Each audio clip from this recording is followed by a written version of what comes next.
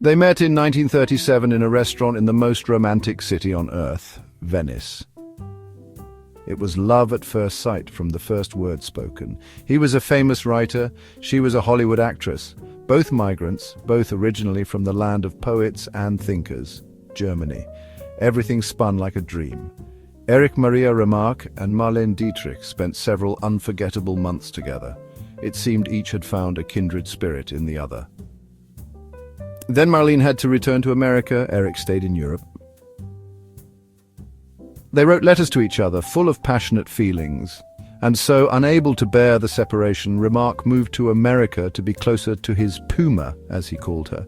However, this didn't turn out as expected. The writer, inspired by his beloved's letters, couldn't imagine that he wasn't the only one, and that a crowd of admirers hovered around his Puma, whose courtship she graciously accepted.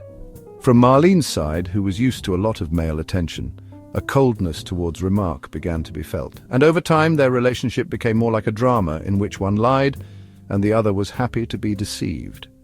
And although the actress was truly in love with Remarque, she was not ready to part with her freedom. His feelings were deep and sincere. He proposed to Marlene several times, but the Puma was adamant. What motivated her? Selfishness? A failed first marriage?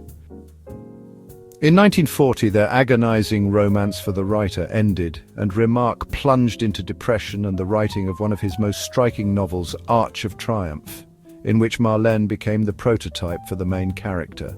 In a letter to Alma Mahler-Werfel, Remarque wrote that he took seriously a person who was nothing more than a beautiful empty shell.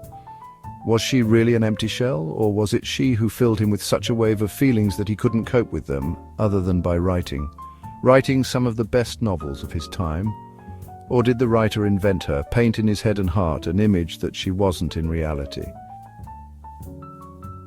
In 1958, Remarque married actress Paulette Goddard, who loved him and helped him recover after his painful relationship with Marlene Dietrich.